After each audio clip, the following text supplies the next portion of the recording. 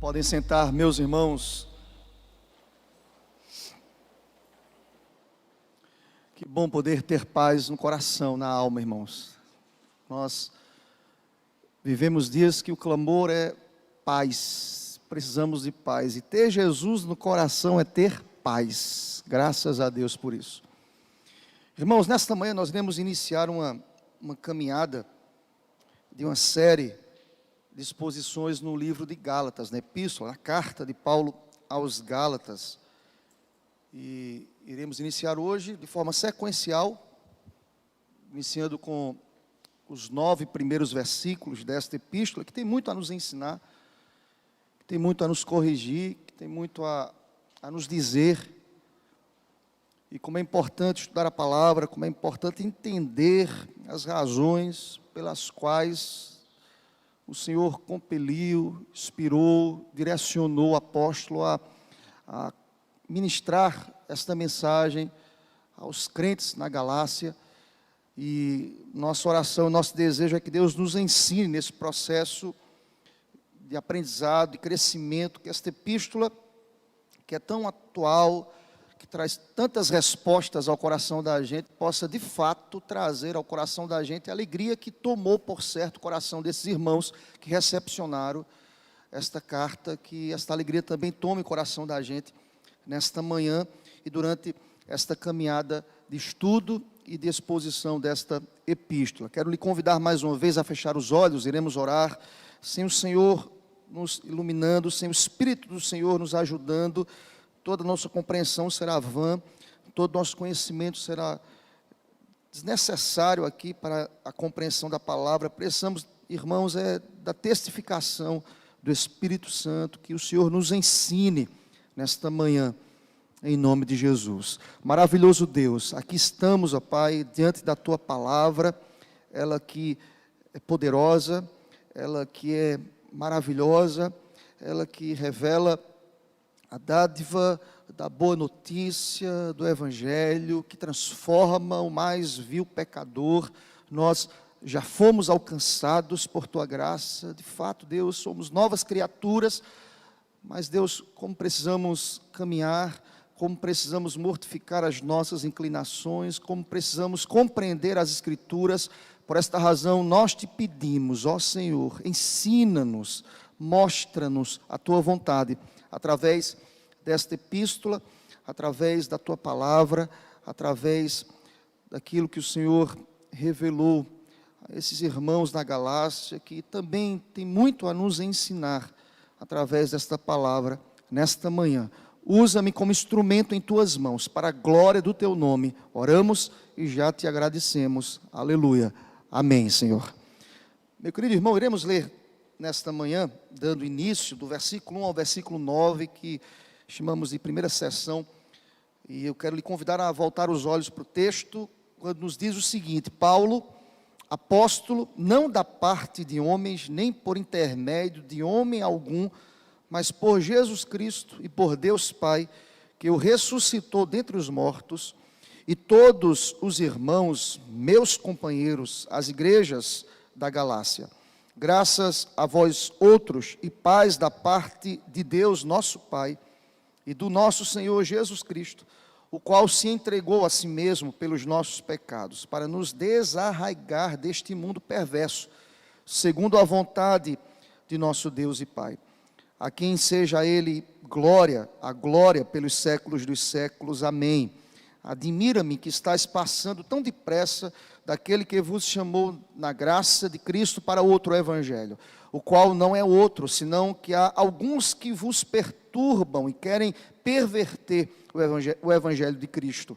Mas, ainda que nós, ou mesmo um anjo, vindo do céu, vos pregue evangelho que vá além do que vos temos pregado, seja anátema.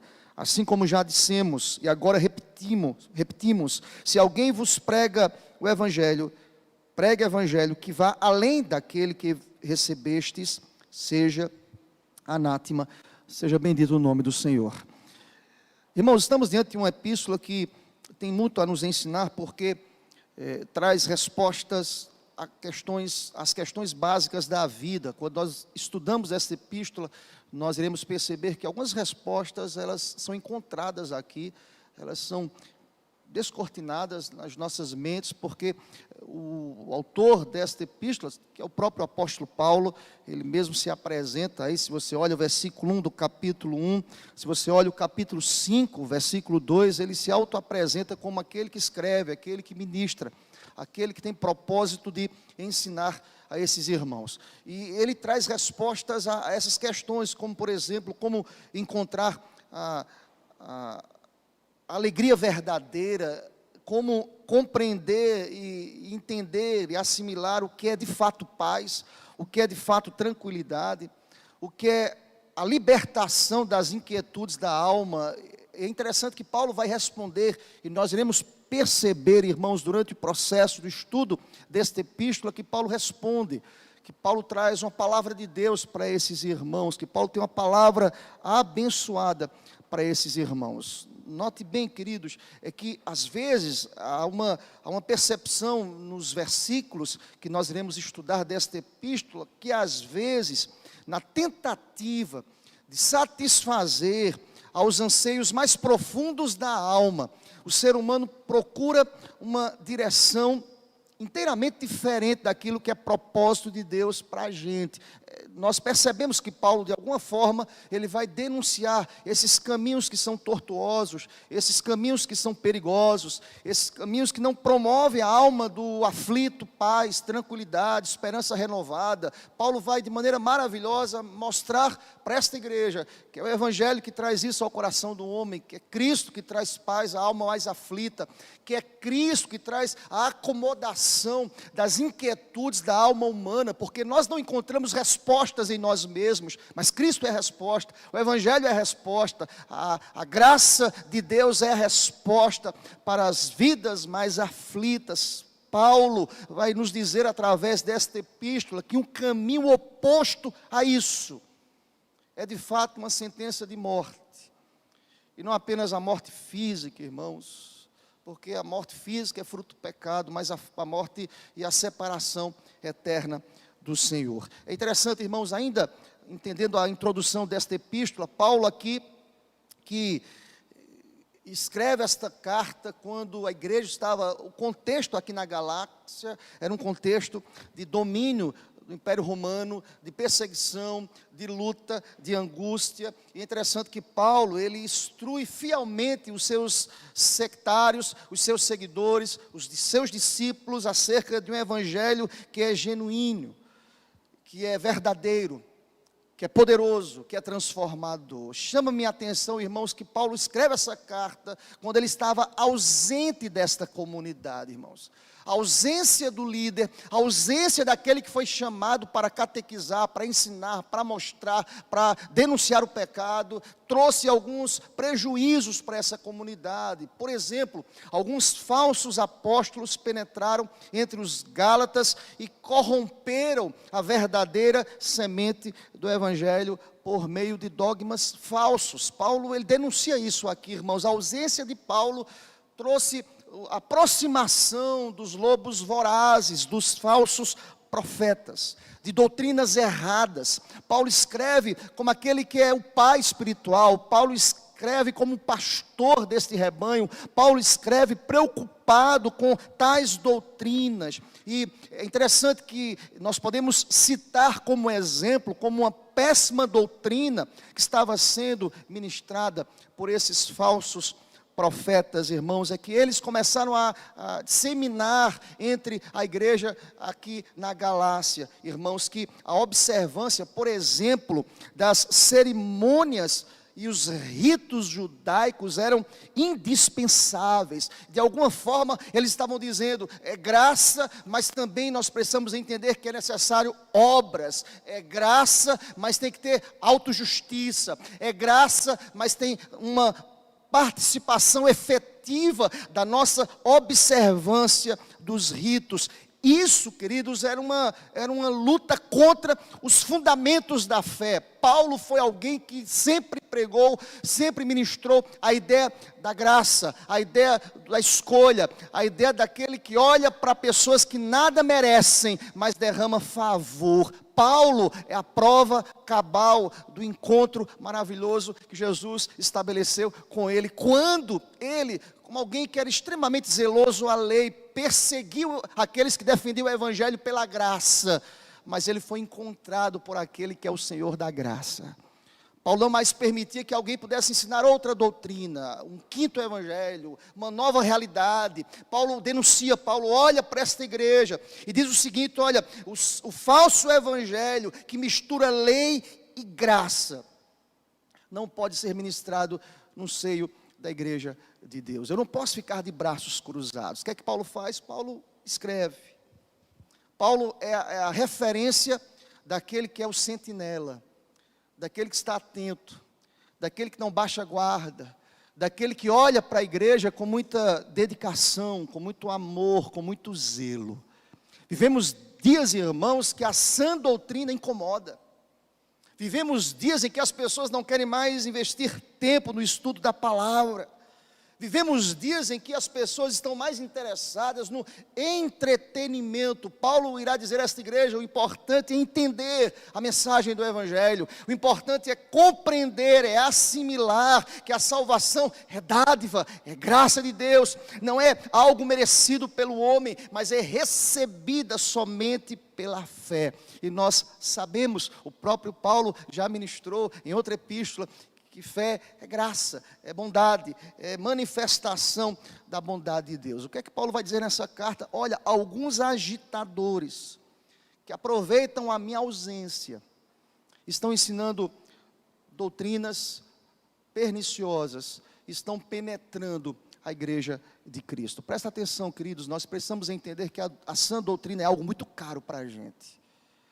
Eu não posso permitir que outras ideias teológicas que fujam da palavra venham invadir a igreja de Cristo. E quem vai trazer o remédio para essas coisas? A própria palavra. Quem é o remédio? A própria palavra. Que vai trazer a dose certa para mandar embora tudo aquilo que é contrário à palavra de Deus. E quem é aquele que entende a palavra? Nós. E quem é aquele que assimila a palavra? Nós. E quem é aquela pessoa que está apta e pronta para denunciar aquilo que é contrário ao evangelho? A igreja de Cristo. E a igreja de Cristo nesta manhã está aqui no templo, glória a Deus. E a igreja de Cristo está acompanhando em casa pela internet. A igreja de Cristo está espalhada neste mundo. Eu estava lendo, irmãos, o comentarista Timothy Keller, que ele faz uma breve introdução à ideia do evangelho. Ele vai dizer o seguinte, irmãos, que pensando sobre o evangelho ela rompe os grilhões da alma do homem, do ser humano. Ele vai dizer o seguinte, que o evangelho não é apenas a maneira pela qual se entra no reino, mas é a maneira pela qual se vive na condição de participante do reino. É a maneira pela qual Cristo transforma as pessoas, Cristo transforma igrejas, Cristo transforma comunidades, e Ele aponta o evangelho como um agente transformador de pessoas, de igrejas e de comunidades. Nós conhecemos o evangelho, mas nós precisamos viver o evangelho. Paulo quer dizer nessa epístola, nós já fomos alcançados pelo evangelho, mas o evangelho de fato precisa nortear o nosso comportamento em todas as esferas, em todas as áreas, na igreja, na família, no trabalho. As pessoas precisam ver o evangelho em mim, as pessoas precisam ler o evangelho através da minha vida e da minha conduta. Paulo é levantado por Deus para dizer isso a esta igreja. É por esta razão que eu quero lhe convidar nesta manhã, a caminhar, a entender, a assimilar a abordagem do apóstolo Paulo aos cristãos da Galácia, em sua tentativa de lhes ensinar a verdade sobre o evangelho. Nada é sobre Paulo, tudo é sobre o evangelho. Olha aqui para mim, querido, nada é sobre mim, tudo é sobre o evangelho. Nada é sobre você, tudo é sobre o evangelho, por uma razão que para a gente é reveladora. Vivo não mais eu, mas agora Cristo, o evangelho, a graça vive em mim. Tudo é sobre o Senhor. E bendito seja o nome do Senhor por isso. O que é que Paulo vai nos dizer? Ele vai defender aqui, irmãos, de maneira maravilhosa, 3 passos, através dos versículos que nós lemos aqui. 3 passos, bem definidos, ao se preparar para lutar nessa batalha. Presta atenção, querido, Paulo inicia a sua epístola, primeiramente, explicando a sua autoridade. Do versículo 1 ao versículo 5, como era muito corriqueiro, muito comum, nas cartas ministradas por Paulo, ele faz uma apresentação aqui. Ele diz: olha, eu sou Paulo, apóstolo, eu sou escolhido, eu não fui auto-escolhido, eu fui separado por Deus. Nas suas saudações iniciais, Paulo sempre costumava, irmãos, usar esse título de apóstolo. Para que Paulo sempre usava esse título de apóstolo? Para empregar a sua mensagem a autoridade do seu ofício. Ele foi chamado por Deus. A autoridade do seu ofício. Em outras palavras, quando Paulo se auto-apresenta assim: eu sou Paulo, apóstolo, Paulo está quebrando aqui toda a ideia de que ele é poderoso, que ele é o portador de todo conhecimento. Não, apóstolo é sinônimo de ser chamado por aquele que tem poder para chamar, para comissionar. E ele vai reiterar essa verdade, dizendo aos irmãos, ainda explicando acerca de sua autoridade, dizendo o seguinte: que eu não fui chamado, no verso 1, não por intermédio de homem algum, mas eu fui chamado por Jesus Cristo e por Deus Pai, que o ressuscitou dentre os mortos. Presta atenção, querido, nenhuma mensagem tem autoridade descomprometida com o chamado, com o evangelho. Nada é sobre Paulo, tudo é sobre Cristo. E ele deixa isso muito claro nas palavras inaugurais aqui desse texto. Ele diz assim: eu sou apóstolo, eu fui chamado por Cristo, não por homens. E aí, por que Paulo vai dizer isso logo no início, irmãos? Por que Paulo está explicando sua autoridade? Preste atenção ao contexto. É que a chamada de Paulo, imagine a minha e a sua, a chamada de Paulo era questionada com veemência entre os crentes na Galácia. Já pensou nisso, irmãos? As pessoas questionavam: será que Paulo realmente foi chamado por Deus? Essa chamada de Paulo, ela é explicada aqui. Ela é apontada aqui como uma chamada soberana de Deus. E Paulo vai dizer o seguinte: eu não fui chamado por arranjos humanos, eu fui chamado por Deus. Paulo dirige-se à igreja e afirma o seu chamado com vigor, do que ele já fez em outras epístolas. Paulo, em outras palavras, estava aqui inicialmente exigindo a atenção dos seus leitores, no fato que ele era alguém chamado por Deus, não por homens, mas eu fui chamado, dizia Paulo, por aquele que é soberano e que vos chamou. Você já pensou nisso, irmãos? Paulo estava sendo questionado: será que esse homem foi chamado por Deus? Mas ele tinha consciência do seu chamado. Presta atenção, cada um de nós temos consciência do nosso chamado. Eu posso pontuar, apontar especificamente o dia, a hora, o momento em que o Espírito Santo entrou no meu coração. Todos nós sabemos de fato quando foi a nossa experiência com Deus. Mesmo aqueles que nasceram no Evangelho, como é meu caso. Eu posso pontuar para os irmãos quando de fato a graça de Deus me alcançou. Paulo vai dizer: eu fui alcançado por esta graça, mas eu fui também comissionado com uma missão especial. Eu fui chamado para ser apóstolo.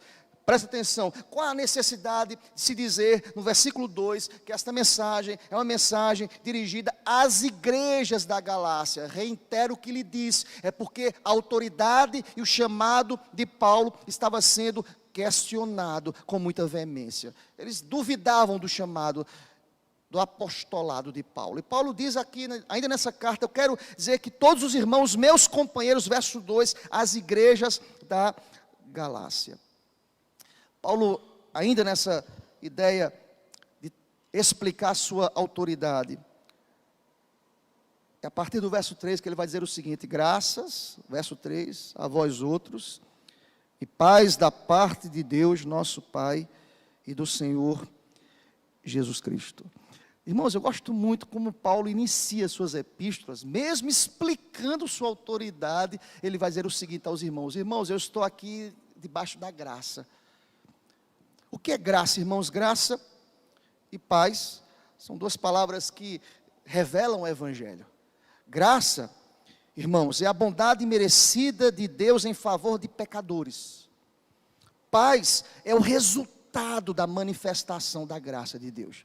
O que Paulo quer dizer aqui é que mesmo diante dessa turbulência que a igreja estava vivendo, falsos mestres, falsos apóstolos, falso ensino, ele vai iniciar a sua epístola dizendo que essas coisas jamais irão furtar aquilo que ele já tinha recebido, que foi a graça, e como resultado desta graça, eu tenho paz para ministrar ao coração de vocês. Quero lhe dizer a você nessa manhã, você está angustiado, agitado, aflito, perturbado, graça e paz.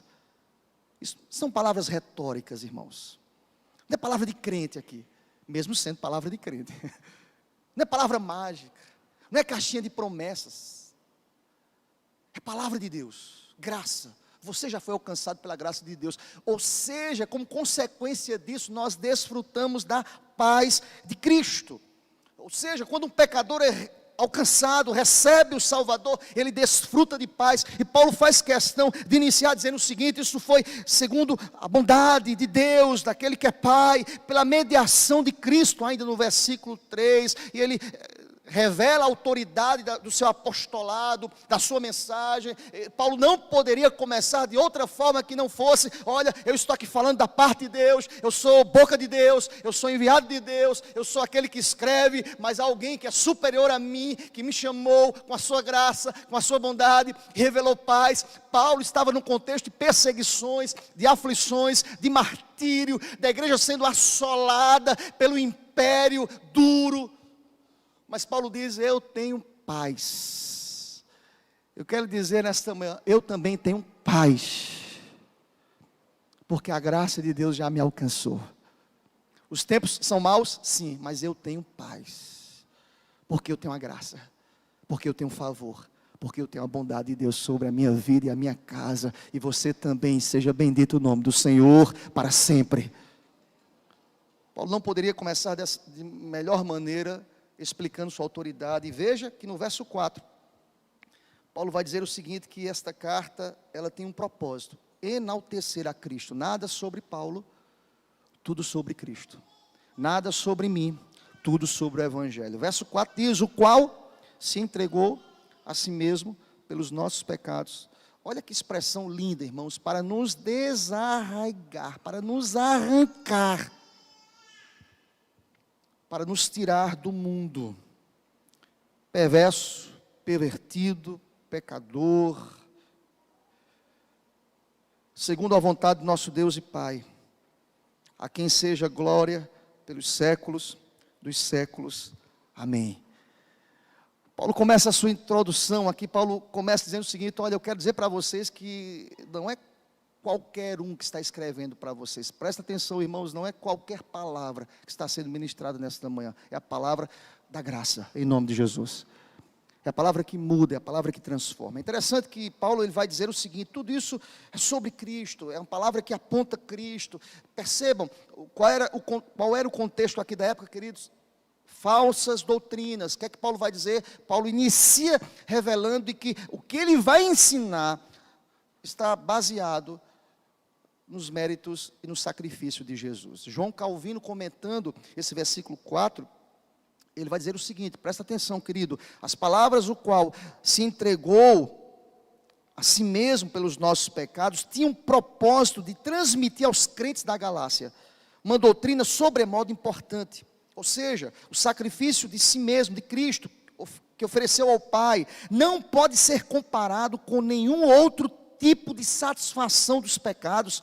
Por isso, em Cristo e somente nele, devem ser buscadas a expiação dos pecados e a justiça perfeita, e a maneira pela qual somos redimidos nele deve estimular nossa mais elevada admiração. É Cristo, é sobre Cristo. O Evangelho revela Cristo. A minha vida precisa reverberar Cristo. O meu comportamento nas redes sociais tem que apontar Cristo. A minha conduta como um ser inserido na sociedade precisa revelar aquele que já nos alcançou pela sua graça.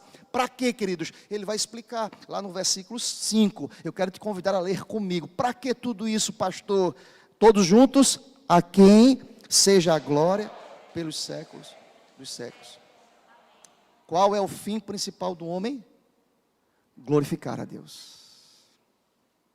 Percebam como é que Paulo inicia a sua carta explicando a sua autoridade. E a sua autoridade não estava fincada, locada nele, é para a glória. O meu fim principal é glorificar a Deus em tudo, seja na alegria, seja na prova, seja naquilo que é bom, seja naquilo que é difícil. Eu preciso glorificar a Deus, eu preciso exaltar o nome do Senhor Deus, eu preciso entender que tudo é para a glória de Deus. Permitam-me, queridos, eu estive até as 3:30 da manhã com meu filho Felipe, com dores abdominais no hospital, até 3:30 da manhã, dessa madrugada. E ali no hospital, fez todos os exames, foi liberado, chegamos em casa 3:30, está em observação. Eu dizia, Deus, tudo é sobre o Senhor. Eu poderia deixar de estar aqui hoje, quem sabe, ligava para o pastor Célio, assuma, não, mas nada é sobre mim, irmãos. Ele está sendo cuidado por aquele que é o Senhor da graça. É sobre o Senhor, nada é sobre nós, é a glória de Deus. Eu estou aqui hoje de manhã porque eu sei que de fato Deus estará me usando para dizer ao teu coração hoje que a minha vida e a sua vida não pode revelar uma autopromoção, tudo é para a glória de Deus. Deus tem que ser honrado, irmãos, Deus tem que ser glorificado, Deus tem que ser exaltado.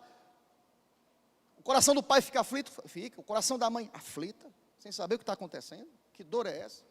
O menino quase desmaiou de dor. E ali no hospital nós orávamos, nós clamávamos. Mas em nenhum momento nós deixamos de entender, Deus, Tu és o Deus da graça e da paz. Quero dizer para você, para a sua casa, Ele é o Deus da tua paz. Creia nisso em nome de Jesus.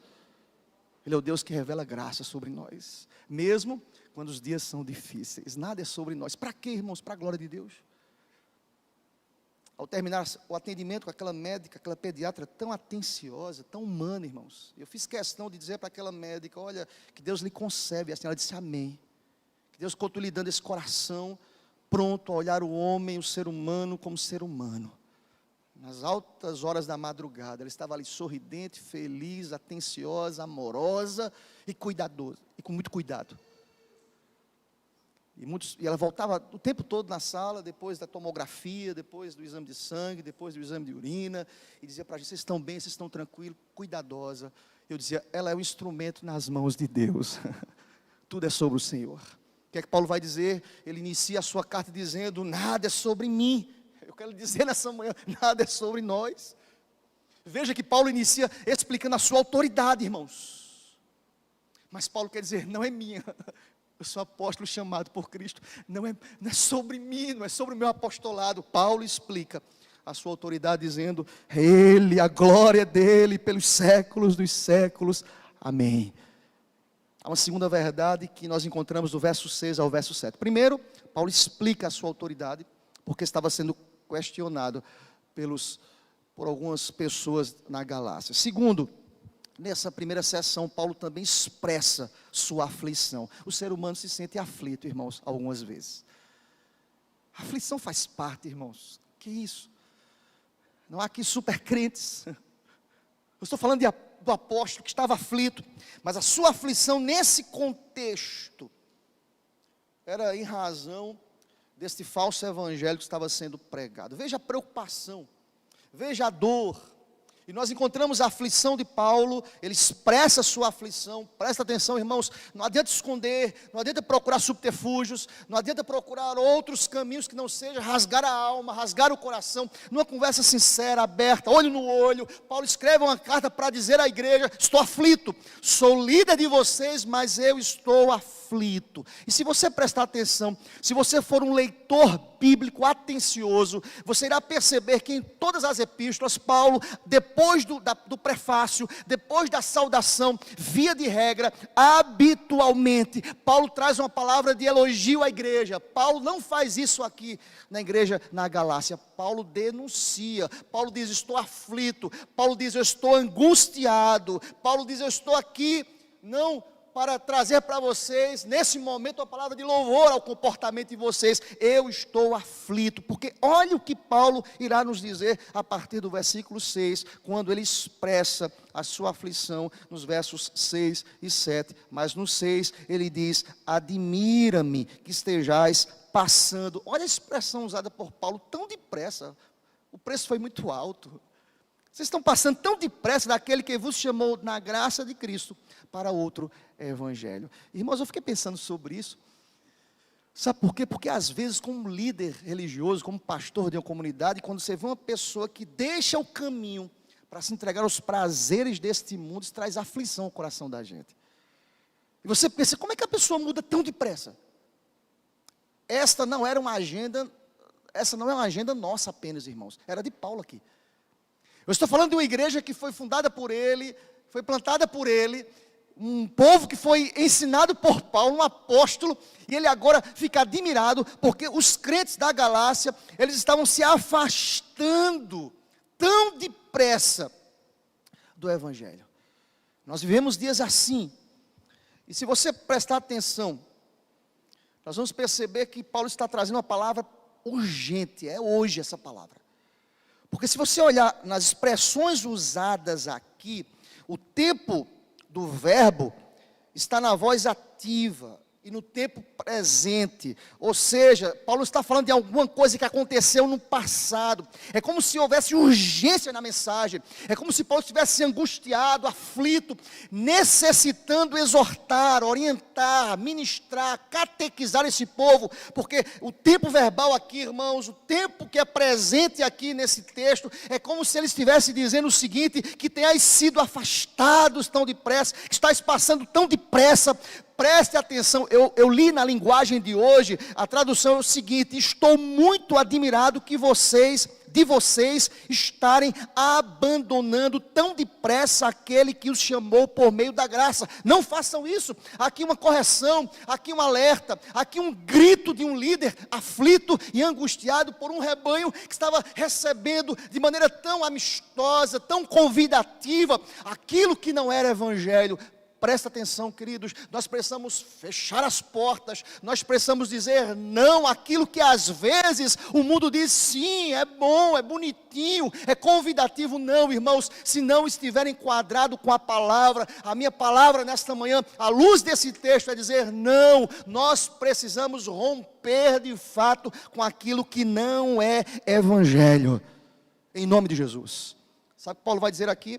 Paulo usa uma palavra aqui no original, abandonar. Eu estava estudando a palavra abandonar no grego. Sabe o que abandonar significa? É como se a pessoa estivesse transferindo a sua fidelidade. Você já parou para pensar nisso? Paulo vai dizer o seguinte: vocês estão transferindo a fidelidade a outro. Vocês foram chamados quando vocês não mereciam.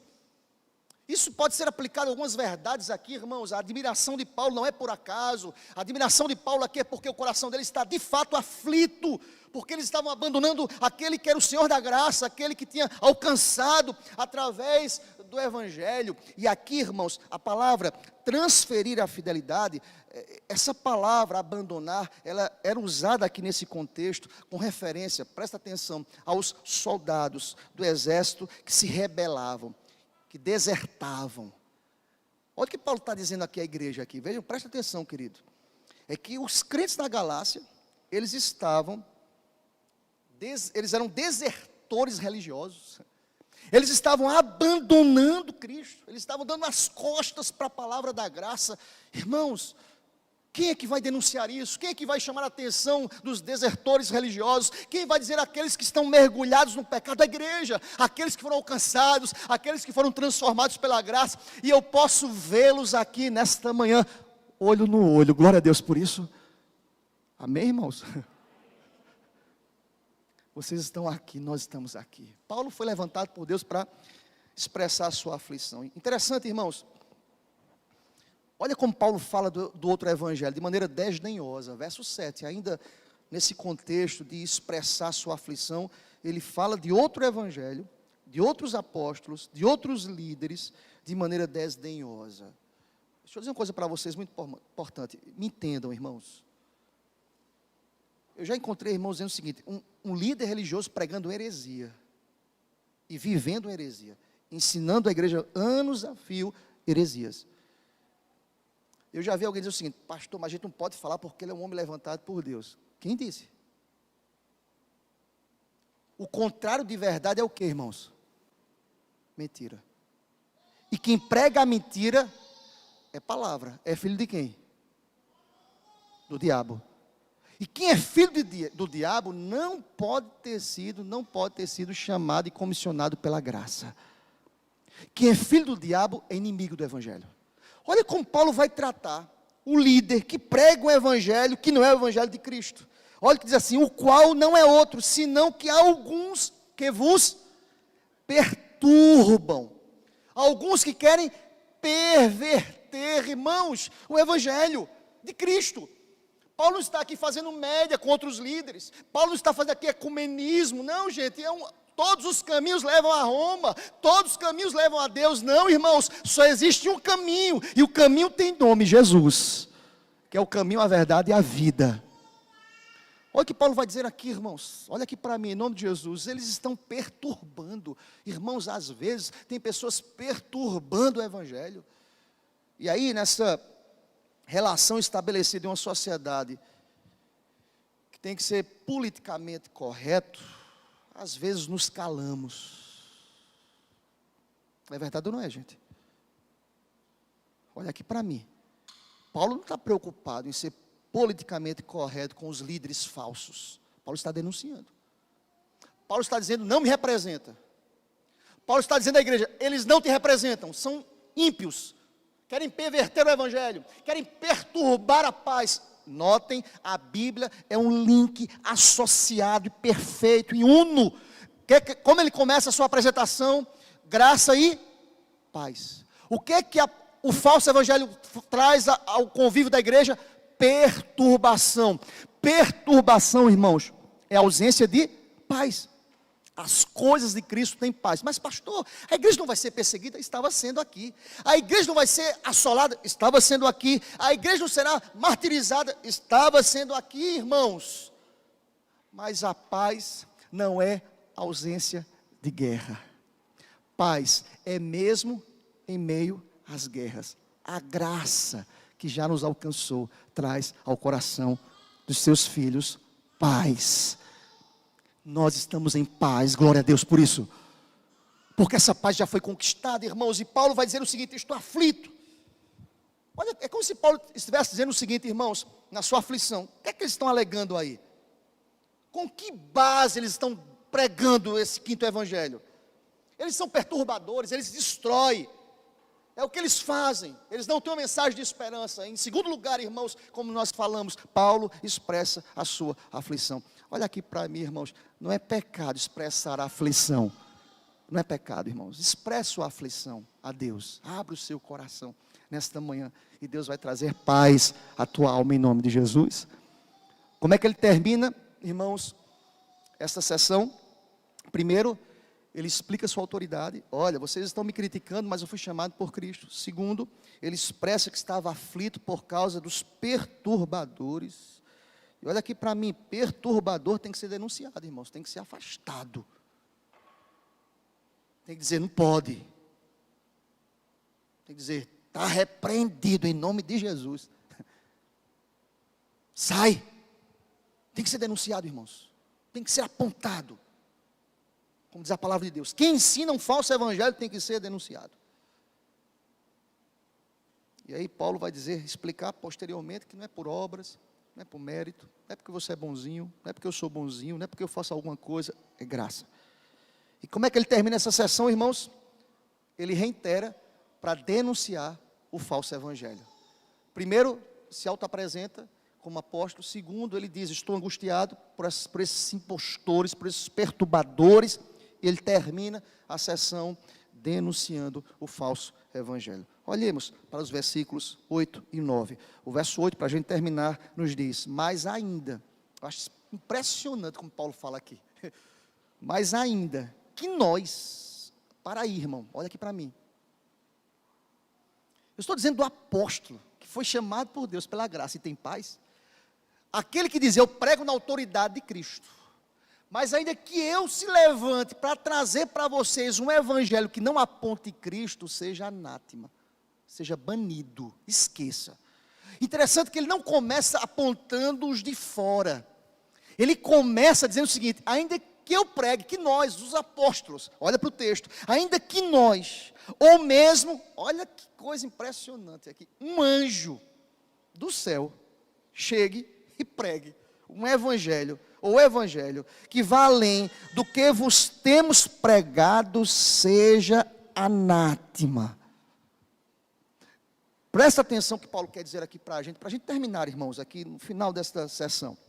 Ou seja, sabe o que Paulo está dizendo aqui a esses irmãos e a mim e a você nesta manhã?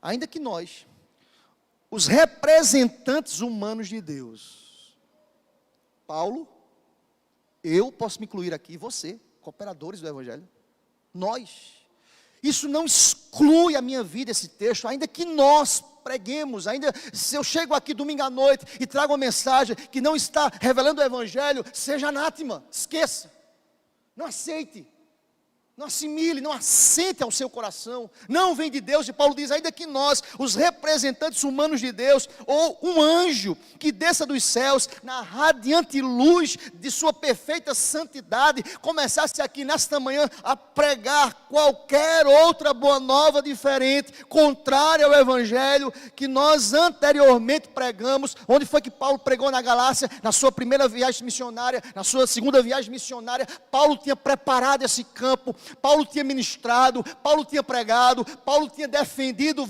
evangelho genuíno. Ele diz, olha, se esses anjos descerem aqui e pregarem outro evangelho que nós já ministramos na Galácia, seja anátema. Eu quero chamar a sua atenção para a palavra traduzida por anátema. Ela é indicada aqui no original para revelar o banimento divino, seja anátema, é a maldição de Deus sobre qualquer coisa ou pessoa que ele destinasse à destruição. Isso é banido por Deus, seja anátema, seja esquecido. Eu lembro muito bem, irmãos, da história de Acã, Josué capítulo 7, depois você pode estudar em casa. Mas em rápidas palavras, lembra o que aconteceu naquele contexto? Josué 7. O que é que Deus disse ao seu povo? Os despojos dos cananeus estavam sob sua proscrição. O que é isso, pastor? Estavam destinados à destruição. Ninguém poderia guardar, roubar, trazer para si. Foi ordem de Deus. O que Acã fez? Acã roubou, Acã guardou para si o que deveria ser destruído, banido. Qual é o fruto disso? Acã foi o que? Punido por sua desobediência. Acã teve um fim trágico.